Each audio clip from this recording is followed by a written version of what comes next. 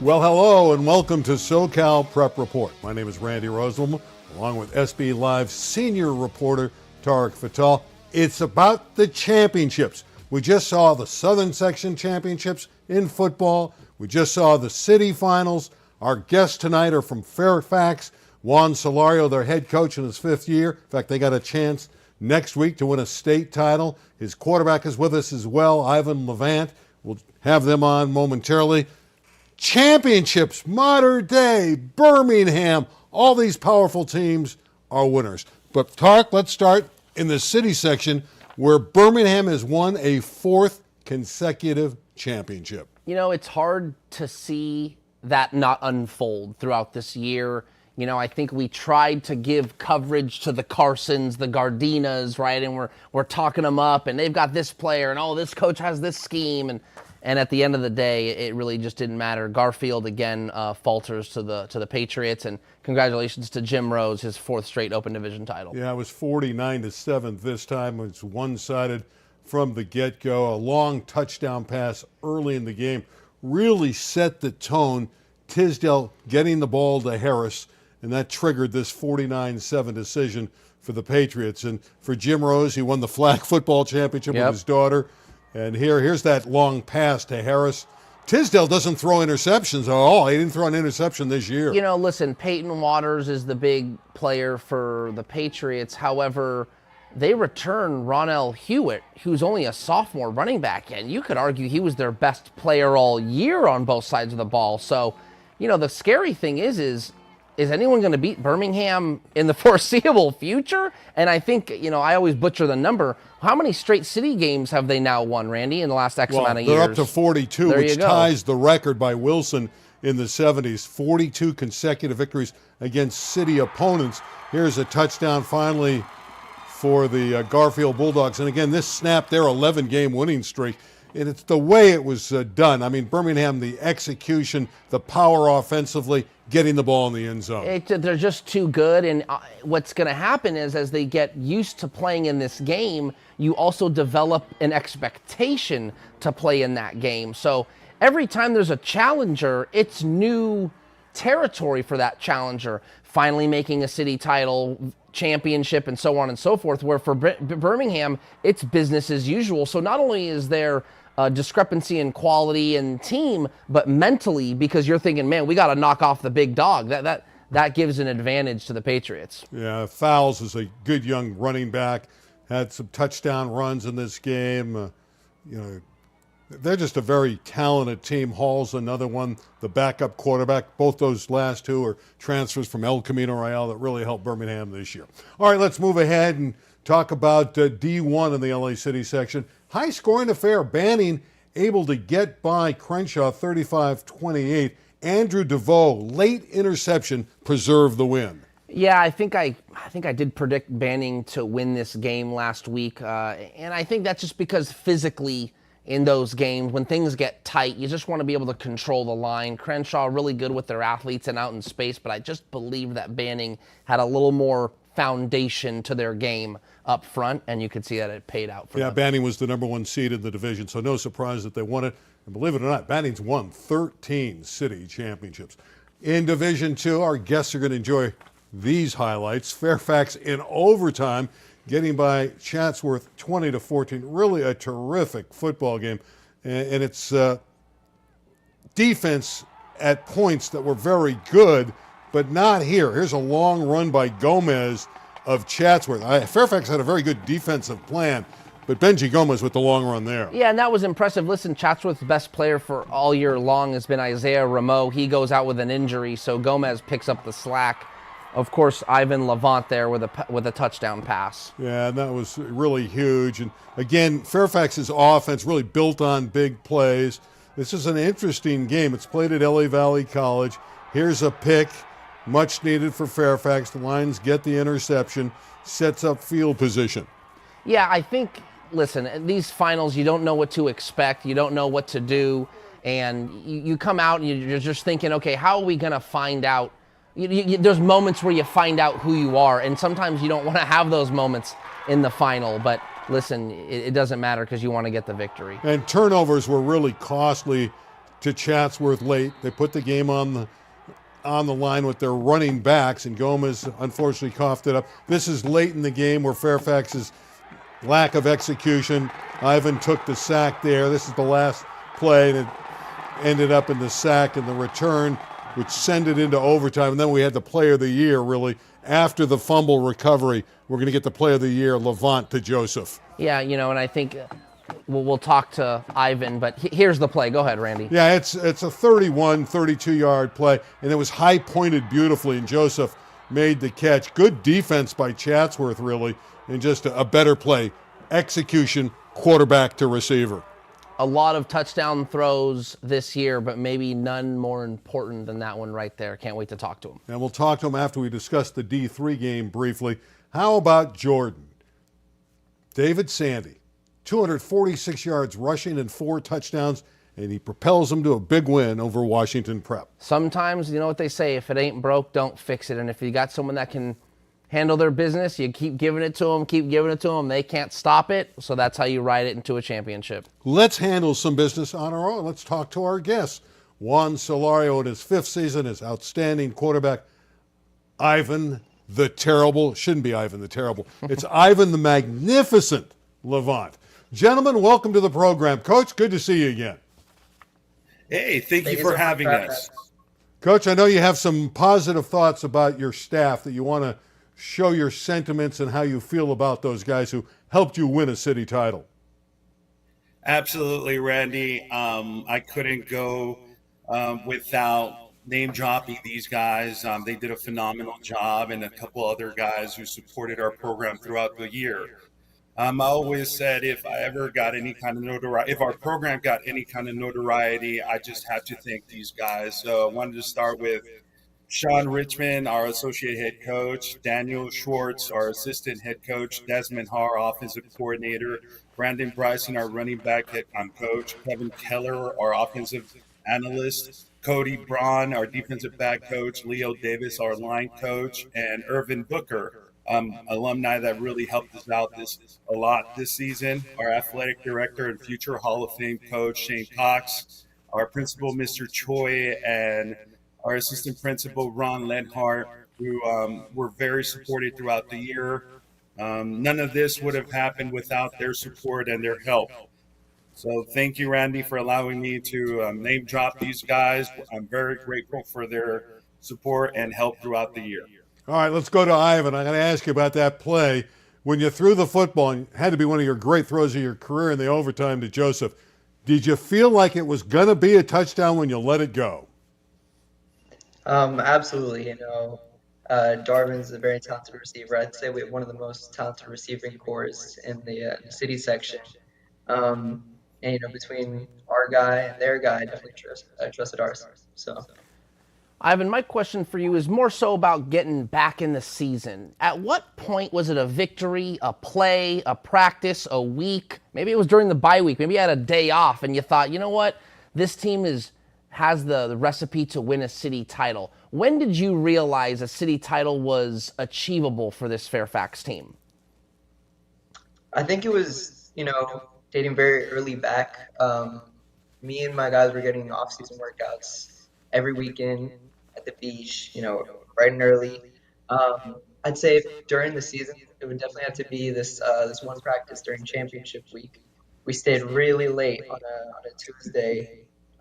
Very hard practice, a lot of sweat, blood, tears shed. But those are the kind of days where you look at your brothers, your teammates, and you realize, okay, yeah, we got this.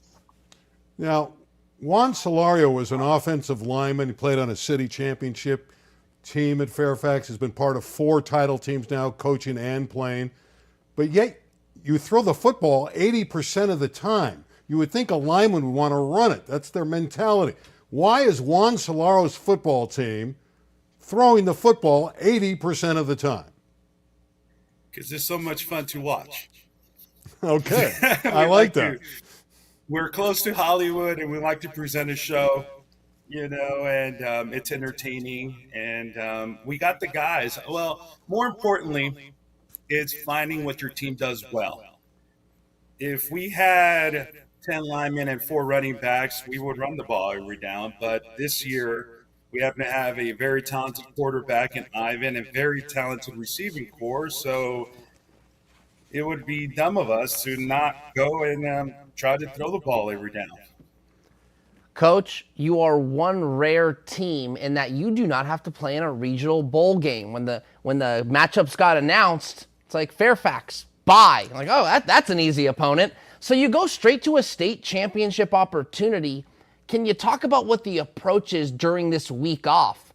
Well, really, it's almost like 2 weeks per se. You get what I'm saying. How do you kind of bridge the gap between keeping things competitive and keeping those guys engaged? Well, we have this thing where it's a common theme that we share throughout our program and being locked in. And it's, trust me, we don't take this for granted. We know this is a very unique opportunity for us. So we really try to get healthy this week. We really hit the weight room. We did our conditioning, and we had a really good practice today. We know that that it is an advantage to have a week off, but we're trying to simulate, game week as much as we can. I know it's a very unique opportunity to be able to watch a team that we're going to be facing in the state, and we don't take it for granted. Yeah, you're going to play either Portola or Ferndale, and they play this weekend. Before I let you go, Coach, and if Ivan, you want to comment on this as well, you have 40 players on your football team from 28 different countries, the United Nation of Fairfax. How in good name can you have 28 countries represented? It's wonderful. But how does that happen at Fairfax? It's a melting pot. It's a very unique place. Fairfax is a very unique place. You got to go to Fairfax and understand that. I mean, kind of know that. We have famous alumni. It is a predominantly Jewish neighborhood, and a lot of the kids in that neighborhood don't go to Fairfax, go to other schools. So our kids come from all over Los Angeles.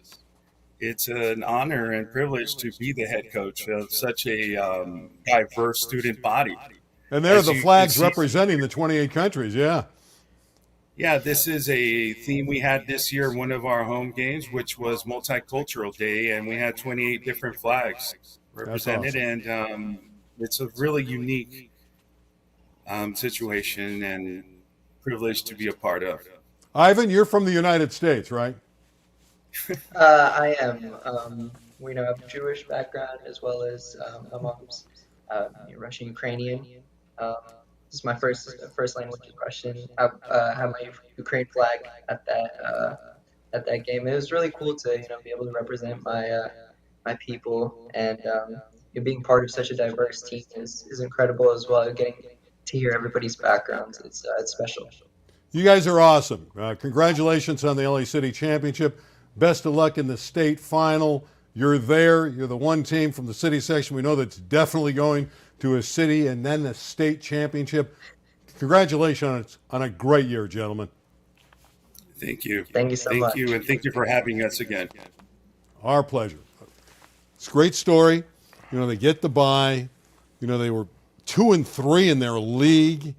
End up having great success winning 10 football games and have a chance for an 11th. It's an easy program to root for, especially being from the city. And listen, everyone down here in Southern California, even the reporters, you're rooting for the SoCal team in the state championships, right? You want to make sure that the SoCal football is better than the NorCal football. So good luck to the Lions. It's a special day, not because Fairfax is going to the state championship next week, because it's Tarek Fatal's birthday. So he didn't know that I was going to mention this on the air, but I want to make sure we got the guests in. Here we go. So here we come. Larry Zavala, our producer, a little dessert item. I will not be eating that on air. Yeah, but I will take it home, that's for sure. It looks pretty good, doesn't it? Our producer Gio's like, nope, it's staying here with me. Yeah. And you are, what, 27? 27 today, man. Yeah, you'll take that, won't you?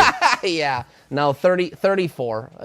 A young 34. Now, and it's a Thursday, the same day Isla was born. Yeah, ironically, this year it is. That's so funny, yeah. Now, your daughter's 3.5 months. We That's count right. everything with Isla. Yeah, that's right. Congratulations that's right. on the birthday. Yeah, hey, good day today. We surprised you with this, Yeah, didn't we? hey, I wasn't going to say anything. 34 is kind of like a ho-hummer, but thank you, everybody, for wishing me happy birthday. 35 is not ho-hum. That's middle of the road right there, baby. Yeah. All right, let's speak about the Southern Section Championships. We'll start D1. They don't have an open division in the CIF Southern Section. It's just D1 and down. Yep. And Mater Dei 35-7. Bosco beat them the first time 28-0. The Sanders early pick turned this thing around. Yes, it did. And Mater Dei controlled the game. And there it is right there. Great camera work there from our guy, Larry. Abdul Sanders absolutely gets this pick. And it did turn things around because they basically exchanged possessions early, Randy, and it was very similar to the game that they played earlier in the year where it was kind of like who was going to blink first. Well, St. John Bosco didn't just blink, they flinched, and Mater Dei took advantage. Now, we both thought Bosco had a great chance to win the return game. Absolutely. We both felt it would be much closer than the 28-0 game. Yes. But we did not expect, not that Mater Dei wouldn't win it or could win it, but we did not expect a complete reversal. No, not at all. I mean, okay, sure, Mater Dei gets them on, St. John Bosco won the first game. It wouldn't be surprised if Mater Dei won the second game. It's happened before, but for it to be completely from 28-0 to 35-7, nobody in the arena, or in the stadium, thought that would be possible. I mean, for gosh sakes, they're running play actions to linemen for touchdown. It became a little bit of a rout, that's for sure. What's amazing is they end up scoring the same points against each other. Correct. 28-point difference. Yeah. So they both scored 35 points in the two games. What I find interesting here is Steve Fryer, the fine writer, he wants to see a third game between the two. Now, Mater Dei is going to play Sarah down the road for the state championship, the Sarah from up north. He'd like to see him play a third time and see what would happen. Yeah, and, if Frank McManus gets on the championship podium, at the Coliseum and calls out Bishop Gorman, because now everyone wants to see Mater Dei play Bishop Gorman for a national championship, and it's not going to happen. They could technically do it. They could technically do it as a exhibition. They'd have to represent teams other than the schools. I guess it's possible, but I find it highly unlikely. Yeah, that's not going to happen. Yeah. Plus, Gorman would be favored, by the way. Oh, for sure. All right, Mission Viejo was favored in D2, and they won it. Great run by Mission Viejo here, 34-15. Their quarterback, Luke Fahey, throws 3 touchdown passes. He has a great wide receiver in Vance Spafford, who caught 2 of those scores. Yeah, and I believe he ended up with 22 touchdown receptions this year. I have the number. I can find it here. Spafford had a great year, and he's only a sophomore. So Mission Viejo is good for a good time coming, at least their offense is. And Jaden Williams, a defensive lineman, is one of the best sack getters in Southern California. So Mission Viejo, the Diablos, I expect them to be a Division I team next year. You're right, 22 touchdowns. Just looked it up. Good job. Thanks. It's impressive. Off the top of the head. Yeah, it's good. 34, going strong. Yeah, give it another year. Wait until you get to 35. Okay. Division III, St. Bonaventure, 34-31. Warren actually had a Hail Mary at the end of the game that could have won it. Bears fall short. Bonaventure wins it. Yeah, a field goal was the difference in this, obviously the 3 points, but it was actually a field goal made in the last minute. So that, St. Bonaventure wins on a last-minute field goal, and Coach Joey Ganeshi gets the program's first CIF title since 2008, if I'm not mistaken. And that's a program, I want to say, they're double digits in CIF titles. Do you have the number? It's like 11 or like 13 CIF championships. For a long but it's time. been a while since they've gotten one, so they get one back in Ventura County. Lucerna, Division IV over Corona Del Mar. Another outstanding game here. High scoring as well. 49-29. Owen Long, 4 rushing touchdowns. Lucerna is one of those programs where they went out and scheduled a very, very tough schedule, and they are now, the dividends are paying off for going and testing their skills, and here they are with CIF champions. D5, we loved Newbury Park all year. They scored a lot of points, but their defense was suspect, and it cost them in this game against Orange Vista. We both thought there could be 100 points scored. Smigel threw for nearly 400 yards and 3 touchdowns, finished with 52 touchdowns this year, but they couldn't slow down Orange Vista. Yeah, Orange Vista is too much, and Newbury Park, I think at the end of the day, really, really great season. Shane Rosenthal comes back, quarterback Brady Smigel comes back, they're going to be just fine. This is a great story. We both like Jim Benkert. We had him on our show last week. His Simi Valley team trailed in this championship game, another high-scoring game, 21-0, and they rally back for victory. Well, not only did they rally and it went into overtime, I don't know if you saw, but there was an outage. The stadium, the lights went out for like 15 minutes, and they still were able to come back and win the game. Tarek, where were you when the lights went out? I kind of don't remember where I was on what day. The days all blend together, but... listen, Simi Valley winning a championship, that I can't think of off the top of my head what that is, but that's a program that's never won a CIF title, and I think they only have one league championship in their program's history. In comes Jim Benkert, wins his 6th CIF title in his coaching career, gets one for the Pioneers. Pretty remarkable. 6th title in Division 6. Mayfair 31, El Dorado 28. We knew this would be tight coming in. Yeah, that's a toss-up game. Division 7's a really, really nice division for both those programs, and congratulations to the Monsoons. Harupa Hills, 21. Charter Oak, 14. Michael Efren picked up a fumble and returned it for a touchdown, 31 yards. That ended up being the difference in the game. Yeah, I believe both these teams came in with 500 records or less, and I have a stat for that later when we get through these. But listen, Charter Oak was a team that came in 2-8. And again, that was another team similar to Lucerna, where they played a tough schedule, and because of their schedule rating, it got them into the playoffs. Rio Hondo Prep 29, Santa Monica 27. This was a back-and-forth game in D9, and it was Rio Hondo Prep with all their basketball players winning it. Well, Rio Hondo Prep, this is not a typo, only has 66 boys in the whole school. Okay, and they won a CIF championship. I mean, that is pretty remarkable. Congratulations to Rio Hondo Prep. And I'll go through these scores through D10 to D14. We got some other business. Torrance over West Covina, 23-7. Pretty commanding victory there and convincing. Ramona in Division 11 over Riverside Poly, 38-17. Again, I started my broadcast career with some of the Yucca Valley games, so this one hurt as my Trojans fell. Cerritos 19-13 in D12. D13, St. Monica over Walnut by a touchdown. And Bell Gardens over Linwood 27-14. The note there, Linwood 2 years in a row reaches the championship game and falls short. Quick stat that just kind of goes towards this playoff system. 28 finalists in CIF championships. 12 of them entered the playoffs, 500 team or less, and 6 of them won CIF championships, one team being under 500. So it just goes to show you a lot of not so great teams getting knocked down in different divisions and making a run. Also, the motto is, if you start slowly, don't give up. Keep working at it. You got a chance one way to look at it, I guess. Title. You got to be optimistic. Okay. All right, some regional bowl matchups. We'll start this weekend. D1, Granite Hills at Mission Viejo.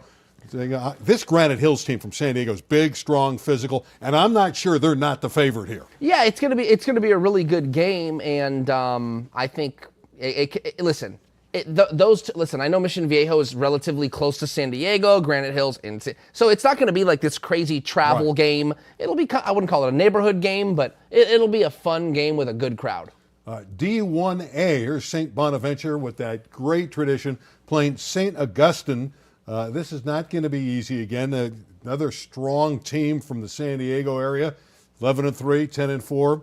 And again, for St. Bonaventure, this is a long travel situation. Yes, it is. And that's an absolute toss-up. Anyone could win that game. That's why these bowl games can be kind of fun, especially when you're going down to San Diego. Not a bad game. I know you like Orange Vista. You think they have a good football team. But they'll be challenged because they get Lucerna in the bowl game. Yeah, that'll be a really fun game. And I'll be there Friday night. That's at California High in Whittier. Looking forward to covering that game. Simi Valley at Central Valley Christian. Of course, again, we just talked about Jim Penkert's team getting there.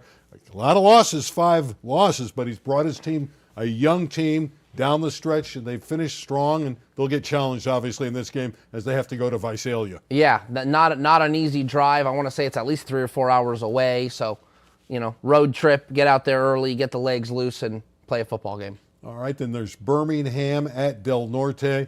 Again, Birmingham has been dominant against city section teams, but when they step out, it has not been as easy. It's going to be interesting to see how Jim Rose's team does here. If I'm not mistaken, Birmingham is 0-4 in regional bowl games. I don't even think they've gotten to a state final. I could be wrong on that, but I'm pretty sure. All right, now I'm going to go over some of these other matchups briefly. Mount Miguel versus Mayfair. There are the records there, 12-1 against 11-3. Matilda Torres against Harupa Hills. Forget it. We don't know anything about those teams. That's just be the real truth. honest. That's just the truth. Okay, then we got Rio Hondo Prep and Mission Oak. Again, Mission Oak's record not as strong, but that's going to be an interesting game. Last ad on the Rio Hondo Prep because the story's so good. They've had to continue to cancel their boys' basketball games because all the football players are on the basketball team. Here's a Southern California matchup with Ramona at Torrance. Yeah, don't know much about those teams if I'm being honest, but listen, these are programs that aren't known for winning CIF championships. So the fact that they're here playing for a chance to win a state title, pretty cool. And again, we got a city section school matched up against La Jolla Country Day from San Diego Banning. La Jolla Country Day has great tradition in all sports. Banning has been a city power for many, many years. I think it's going to be a toss-up. I'm not too sure if either team has a real edge there. That'll actually be a really fun game. I will keep an eye on that game on Saturday. Wasco versus Cerritos. It's at Gar High School. That's all we know, yeah. And then we've got St. Monica at Sweetwater. Sweetwater's another team from San Diego. And the final one, the D7A game, Jordan at Belgarns again. Jordan has David Sandy, who rushed for 246 yards in the city championship game, and he's got 43 touchdowns this year. The only cool thing, you don't really see this for regional bowl games. Look how close the two are. It's only a 7-mile travel for the game for Jordan, and that makes it kind of a neighborhood game per se, I guess.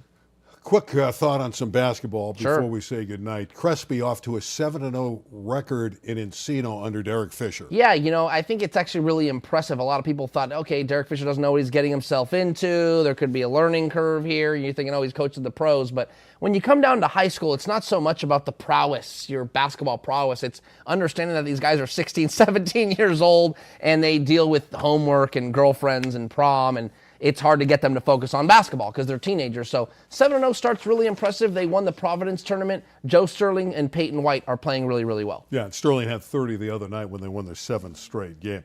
Quick note, who's the best team in the Southern section right now, do you think? Is it still Harvard-Westlake? Yeah, you got to give the edge to Harvard-Westlake, and St. John Bosco is a close second. I actually was at J. Sarah and Roosevelt of Eastvale the other night at Redondo Union, and that game went into overtime. Roosevelt's right there in that 3-4 spot, but J. Sarah knocked them off. So good parity, good games early on this year. Top team in the city is? You got to give the edge to Birmingham. That's what I wrote down. Yeah, you just got to give the edge to Birmingham. And look, credit to Eric Sonheimer. Because I'm not going to say this and not mention him. He had a good tweet the other day. Hey, I'm still looking for who the top dog in the city section is. Something about the city section basketball kind of space right now has a lot of question mark. Who's good? Is anybody good? Who's going to win it? Does that mean there could be some more parity? Sure, but there's really no one running away with it. I'll throw a wild card out. Sure. Another team from the Valley. Grant's pretty good. Yeah. Look for the Lancers. They've been a notch below winning championships. Division One. I think they could step up to the Open and do some damage. The only thing in the city I would say is very notable is going and watching Elijah Arenas at Chatsworth, but I don't think the team's going to be in the Open division. Bryce James is back at Sierra Canyon. He's been in a lot of places lately, hasn't he? Yeah. That's LeBron's youngest son. Remember, he was at Sierra Canyon for 2 years. He goes to Campbell Hall for the summer, which really doesn't even count. No one really cares about the summer. It doesn't count for anything. So he enrolls in Notre Dame Sherman Oaks for the fall. He's there for 2 months. Doesn't really like it. Never wanted to leave Sierra Canyon. Story for another day. So he comes back to Sierra Canyon. The kicker, real quick, I know we got a little time. It's what's called the ABA rule. So his eligibility was always intact at Sierra Canyon. He never played a game at Notre Dame. So you come back to Sierra Canyon, you're eligible right away. He played on Wednesday against Moore Park. He scored 6 points. It's good to see that his brother's been cleared to play at USC. Bronny James, we wish him the well. He had the heart issue, and he is back on the court, practicing, and hopefully in a couple weeks Bronny James will be playing at USC, another Sierra Canyon kid. Yeah, course. that would be awesome. I'm not saying I've been pessimistic or questioned it. I just always felt like, man, what a crazy injury to go into cardiac arrest and basically is almost die and then be able to come back to the basketball court. Tremendous story, rooting for him. As we close the show tonight, we lost a gentleman who was not only a part of the LA 36 crew, he was a broadcaster with us, Anthony White. He was the Santa Ana College football coach, lost his battle to cancer, 42 years young, and it hurts. Not only, you say this all the time when people pass away, they were a good guy. Anthony was a good guy. Friendly, knew him a little bit, not as closely as Rich Estrella and Bob Gibson, who worked with him a lot more than I did, but he was a good guy, very knowledgeable, and a great loss to the community, and a great loss for LA 36. And with that note, we'll see you next Thursday. Good night, everybody.